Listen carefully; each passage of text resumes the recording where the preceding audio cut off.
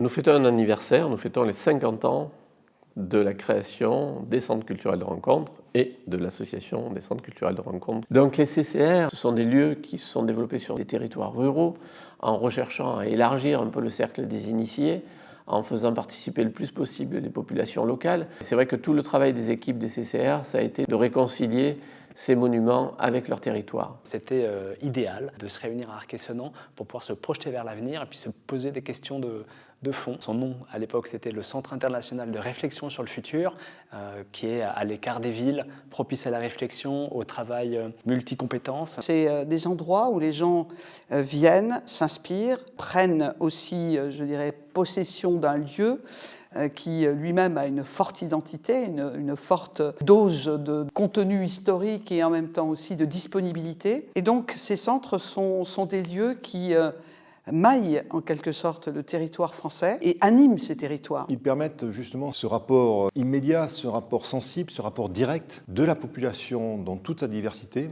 avec les œuvres du patrimoine, les œuvres de l'architecture, mais aussi les œuvres de l'esprit, les œuvres de la création. Je crois très profondément que les centres culturels de rencontre sont vraiment au cœur et au croisement de cette orientation qui est la nôtre, de cette transmission et de ce travail en direction de la création artistique la plus contemporaine, mais aussi l'accompagnement en termes d'éducation artistique des nouvelles générations pour valoriser ce patrimoine.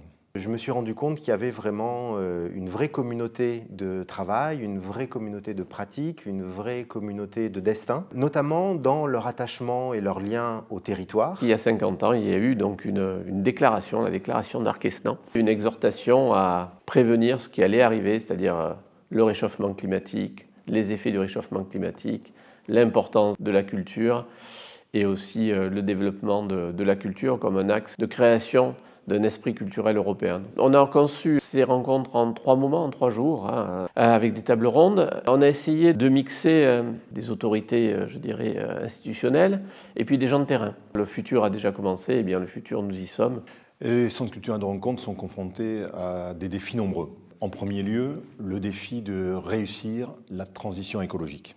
Le second défi, c'est d'accompagner les transitions de notre société, la transition numérique, l'irruption des outils qui changent profondément le rapport des individus avec la création. En réalité, on doit changer de logiciel. Et quand on doit changer de logiciel, directement, toutes les institutions culturelles sont impactées, mais en même temps, la culture est nécessaire pour arriver à s'approprier les données du problème et la recherche des solutions. La culture et la création artistique permettent de créer ce que nous n'avons pas encore imaginé.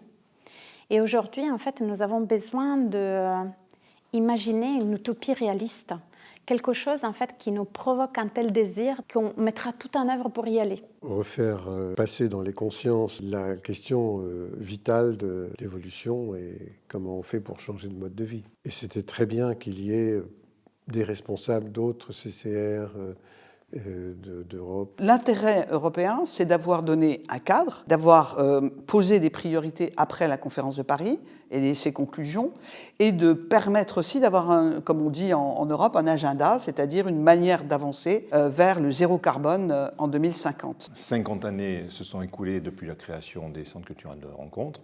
Il nous faut maintenant travailler sur les 50 prochaines années, et la rencontre d'aujourd'hui est importante parce qu'elle permet de se projeter sur cet avenir. L'attachement patrimonial que les CCR ont pu développer, ça m'a rappelé une pratique qui est assez récente dans le monde, la fabrication de stocks de graines pour pouvoir réensemencer la terre si un jour une grande catastrophe adviendrait. L'idée qui est derrière, c'est évidemment donner toutes ces chances à une nouvelle humanité qui pourraient en avoir besoin. Les CCR, avec leur fonction de transmission et de fabrication aussi de nouveaux patrimoines et de nouvelles ressources culturelles par le biais des résidences d'artistes, eh bien, ça pourrait être un équivalent de ces greniers de sauvegarde des semences du monde, une nourriture culturelle qui pourrait avoir besoin d'être réactivée à un moment donné.